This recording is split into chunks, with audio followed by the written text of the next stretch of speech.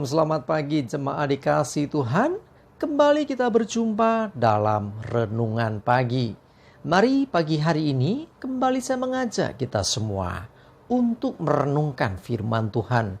Supaya melalui firman Tuhan hidup kita akan terus dibangun.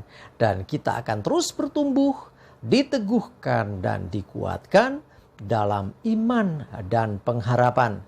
Sebab firman Tuhan adalah kebenaran yang memerdekakan hidup kita. Firman Tuhan jadi pedoman dan penolong bagi kita. Firman Tuhan sumber kekuatan kita. Bahkan firman Tuhan juga yang akan terus menuntun dan menerangi langkah hidup kita. Ya, mari jemaat dikasih Tuhan, sebelum kita merenungkan firman Tuhan pagi ini, kita akan berdoa terlebih dahulu. Bapa di surga, kembali Tuhan pagi hari ini kami datang ke hadirat-Mu, menaikkan segala puji dan hormat dan syukur kami atas segala kebaikan Tuhan, atas begitu besar kasih setia-Mu ya Tuhan, rahmat dan anugerah Tuhan, berkat dan kemurahan-Mu, perlindungan dan penyertaan-Mu, pertolongan Tuhan, dan bahkan pemeliharaan Tuhan atas seluruh hidup kami. Terima kasih. Dan pagi hari ini kembali kami mau merenungkan firman-Mu. Mari Tuhan singkapkan dan nyatakan kebenaran firman-Mu. Dan Roh Kudus urapilah kami ya Tuhan, sehingga kami bisa menangkap apa yang menjadi pesan Tuhan dan juga mengerjakannya di dalam hidup kami. Terima kasih. Di dalam nama Tuhan Yesus kami bersyukur dan berdoa. Amin. Mari jemaat dikasih Tuhan, kita akan buka Alkitab kita. Dan renungan pagi hari ini saya ambilkan dari Ibrani 12 ayat 28. Saya bacakan. Jadi, karena kita menerima kerajaan yang tidak tergoncangkan, marilah kita mengucap syukur dan beribadah kepada Allah menurut cara yang berkenan kepadanya dengan hormat dan takut. Perhatikan, kita telah menerima kerajaan yang tidak tergoncangkan. Ya, dengan iman kita percaya bahwa kita menerima hidup yang kekal. Ya, kerajaan tak tergoncangkan bukan kerajaan dari dunia ini. Jadi dalam terjemahan dikatakan bahwa kita ini telah menjadi bagian dalam kerajaan, warga kerajaan surga. Kurang lebih seperti itu. Jadi artinya apa? Kita sudah beroleh keselamatan.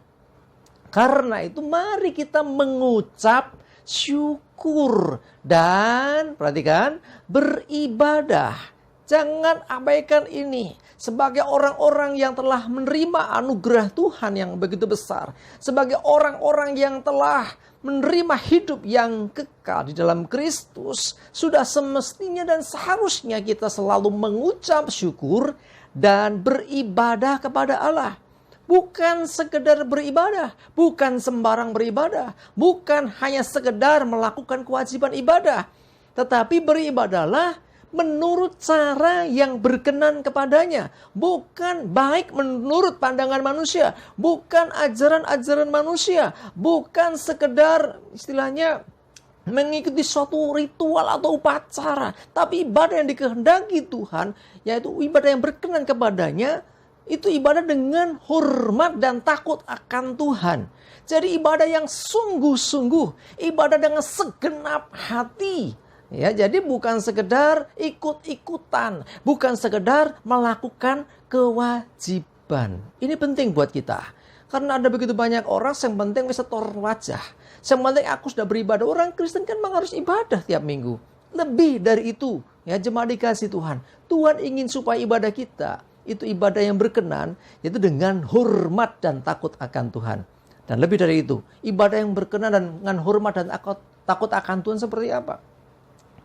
Firman Tuhan mengajarkan supaya kita ini ya melakukan semuanya dengan segenap hati. Sekali lagi ya, dengan segenap hati, bukan sekedar rutinitas, bukan sekedar melakukan apa yang memang seharusnya, tetapi kita melakukan dengan penuh kerinduan sebagai rasa syukur kita. Karena Tuhan sudah menyelamatkan hidup kita. Bahkan Tuhan memberikan jaminan hidup yang kekal kepada kita. Karena itu, mari kita selalu bersyukur dan beribadah dengan menurut cara yang berkenan.